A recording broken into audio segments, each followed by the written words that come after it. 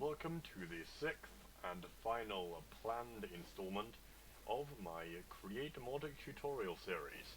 This episode is going to be about the different methods of power or stress unit generation. So to start off with this one, the creative motor. Most people won't encounter it in their regular creative mod playthroughs because it is a creative mode exclusive, and it produces 16,384 stress units times the speed at which it is turning. If we do that, it's doubled. Meaning it's useful for any large-scale farm design you want to build and aren't using a particular power generation system for. Now these things are the stressometer and speedometer. One turns into the other, and it's just a compass and andesite casing. Now those are very useful because they tell you the stress produced by something and the speed at which it's turning. So here we have the hand crank and the valve handle. The valve, you can choose which direction it turns in, how many degrees. I think it starts off at 90, I set it to 180 for this demonstration.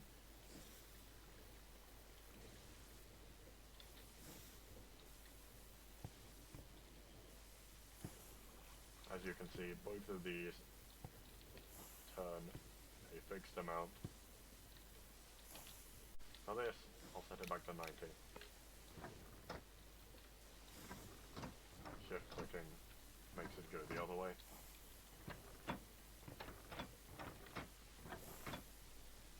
So technically this does turn more if you set it to 180 degrees.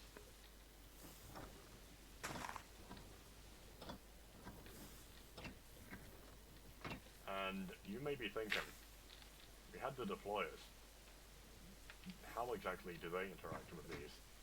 Well, I saw an interesting machine over on the r/create subreddit the other day, and if we look here, we have this setup where one deployer turns a hand crank, which then turns the hand crank on the other deployer. And these rotation speed controllers, set it to 64, if you set it higher it doesn't work because of the maximum capacity of the hand crank. Now that doesn't work because of the way the deployers function. If I set both of these to 180 degrees,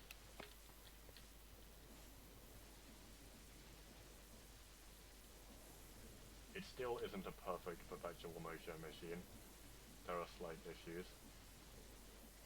I think a deployer takes about 4 times as much stress as it produces from turning things, which is a setup I tested here briefly. I did see someone else test this kind of design, but I could never get it to work myself.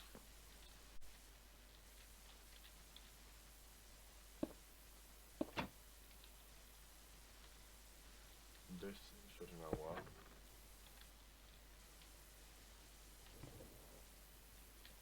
Okay, that is bizarre.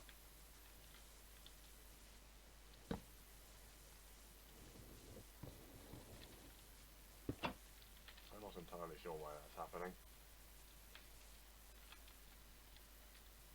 But yes, you have the radial chassis here, which is stuck to a whole bunch of deployers. And those are just made with logs and alloys, like 3. I believe the linear one, yeah, it's just same recipe, just rotated.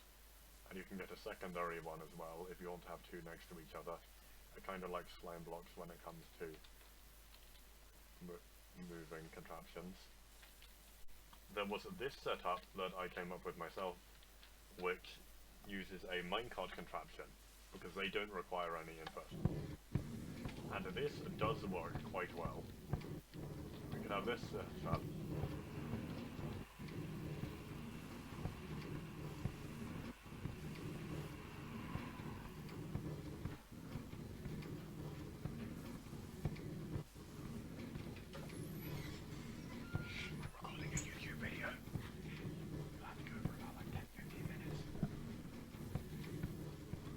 we have this setup here, which if I change slightly,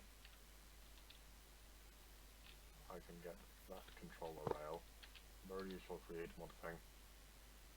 It's an electron tube instead of redstone dust in regular powered rails. So it's a bit more expensive, but it's basically a forced one direction rail. You can set it up just like this, where the deployers will just activate these three, producing a total of 4,096 total stress. That's strange. It was different before.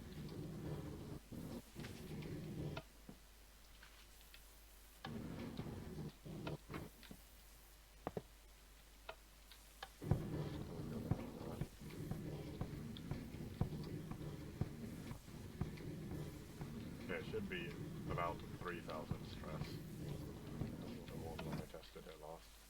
Which is this many crushing reels rotating at 320 RPM. And if you had something else, like a cuckoo clock, which is, I believe, 1 times RPM, it's only adding 32. But you'll see, they periodically go overstressed and not overstressed.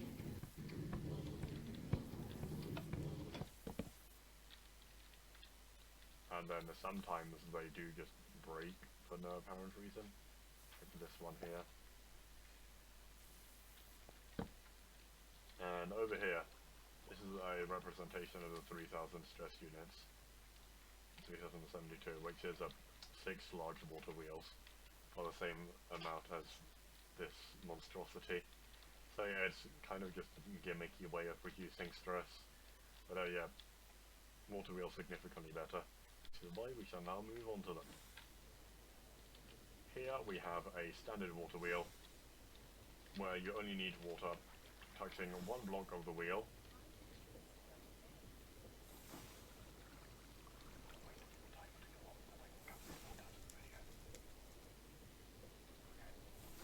So you only need water touching one part of the wheel itself. A large water wheel requires a 3x3 area. I try putting it on the side of the block there. That's a clear blocks replacement. So it does take up, technically, a total of 11 blocks if you include the one for the flowing water and the one for the water source. Although if you just have 2 water wheels side by side, like this, then you can have water flowing down the middle, and that means there are only 7 blocks wide for 2 of them. Yes, a standard water wheel produces 256 stress, a large water wheel double that at 512. Although I believe you can technically get more small water wheels. Okay, you can't put them right on top of each other. But in the same 3x3 area, I could have 2 like that. Or I could have 4 like this, and then water going down the middle. Make sure to produce double the stress of one large water wheel. So technically, small water wheels are the most space efficient so far. And then we have the windmill bearing, which, as you can see from where it's positioned, I kind of forgot about, and then added it in the last second. But yeah, you need a minimum of 8 sails, or sail-like blocks. This includes sail frames, which...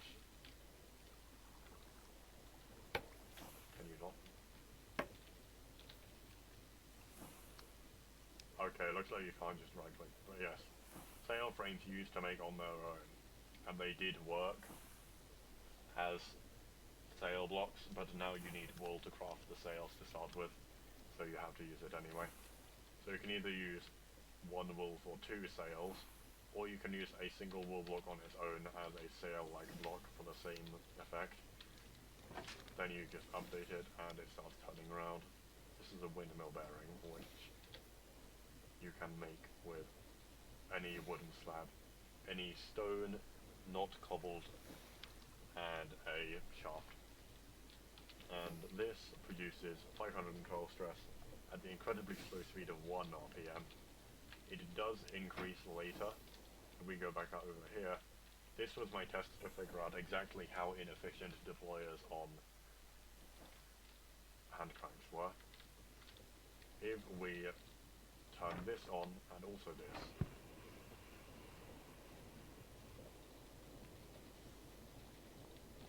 then we have 10,000 stress input to power these at maximum speed. And they are outputting 2,560. So it's about a quarter. And what I could do is lower this down to 64. And of course it does break sometimes. But this is now producing no rotation because it's all stopped.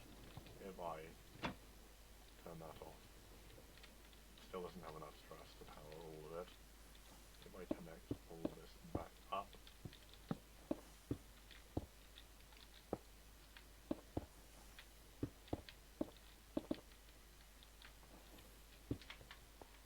and then swap the hand cranks out for copper valves, I think I can just set it to 180, then control middle click to get the exact NBT data. Now because I've slowed this down, it should be more efficient, I think. There's 1/4 speed, meaning when we go there, that is using 2,000, using the 2,560 that we saw earlier, and it is producing only 256. Now we could try speeding this up just to see if that changes anything. It is still only producing 256, that's interesting. It appears that, I'm not sure if it's because I put them with the same NBT data. When I'm rotating in the other way, it's not going to work, is it? Oh yeah, it looks like valve handles don't stack at all in terms of their rotational input. Let's turn both of those off. And then we can look at the most powerful power generation, the steam engine. Now this, you start off with 4 fluid tanks, which you can make. I have mentioned 4. It is copper sheets on top of a barrel, and the steam engine is 1 gold sheet, 1 andesite alloy, and 1 block of copper.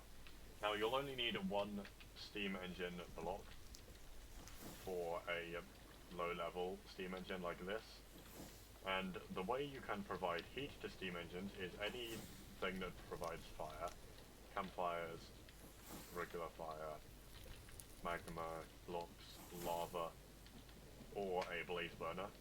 Each of them produce 1 level of heat, and if we fuel a blaze burner, I believe it jumps to 2 levels of heat.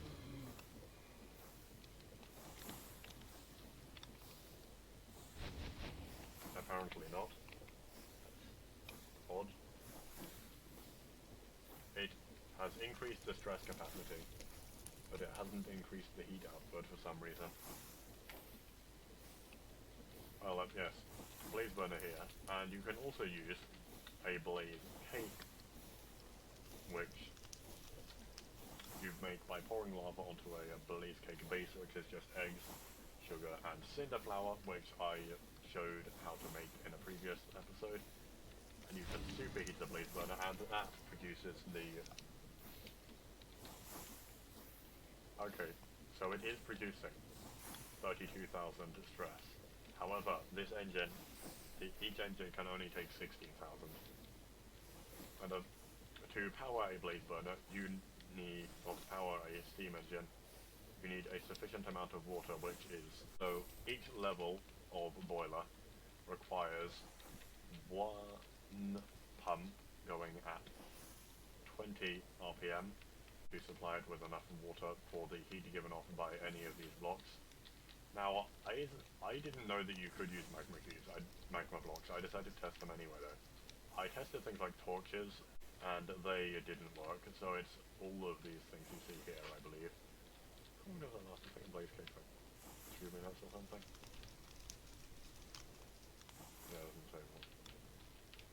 But, yeah, I then thought, what is the most compact level 1 steam engine you can make? So I know there's one YouTuber I watch who's made like I think I mentioned him before, DeJoJo the Awesome, who made a massively compact maximum level steam engine, which is the kind of thing you'd see over here, which I think I did start trying to attempt. Oh yeah, placing a steam engine on a tower of fluid pipes will give you the total thing. And you can do something like this. You can also make a flat steam engine, not fairly flat, like this, and that still works. You can take that out of the top or bottom as well. And with that knowledge and the discovery about the magma blocks, I took it upon myself to create incredibly compact small steam engines. So we have this setup, which is 4 level 1 steam engines. This is the single system with the stressometer there. But there's also this system, which is 2 level 1 steam engines in a 3 by space.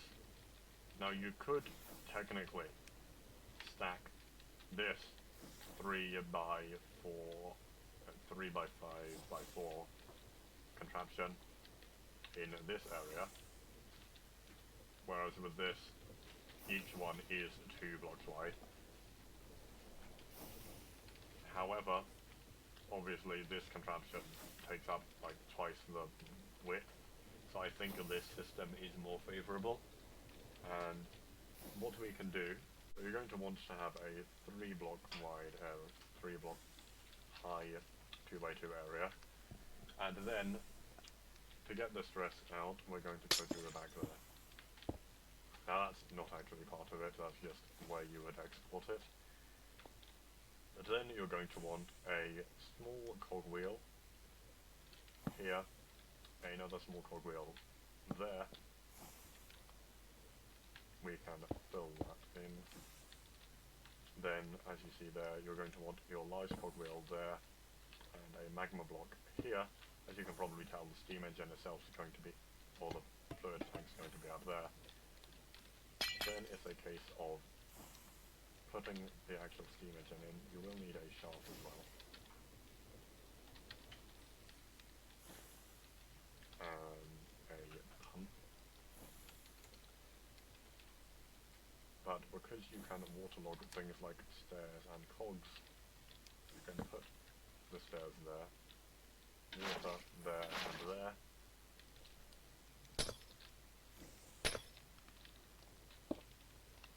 Put the mechanical pump facing upwards.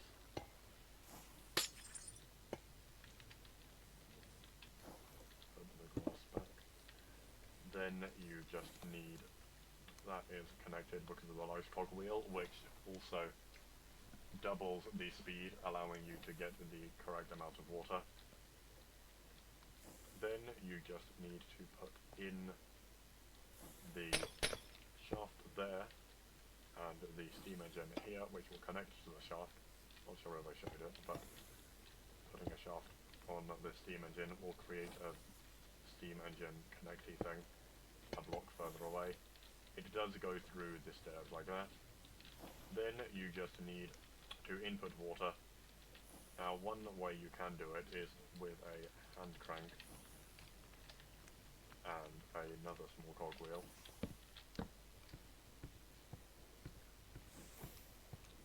And if you hear the boiler starting to make sound, you've got it working. You can also, break that and put that back there. If you're on creative mode, you can just put water in like that. So that is the 2x4x2 steam engine design at level 1. This is the smallest physically possible steam engine because you need at least 4 blocks of height, either for a vertical steam engine or having the flat one like that, and then the 3 blocks out the bottom for the steam engine itself. And now if we look over here, this system is quite simple. You're going to want 2 magma blocks in the ground, filled up with 8 fluid containers. Put a steam engine on there. Now we are going to sort out the pump and fluid pipe system. This uses the copper casing trick I showed a couple of episodes ago, as well as a generally waterlogged area. As you can see here, this is why you can't just have it 1 block wide. Actually, oh yeah, no, it's because of that system as well. But yeah, what you want to do is have pipes going like that, or you can just have pumps there and there for now. So you have them at a corner, put casing there, and then break the bottom pipe so that it draws out of the floor.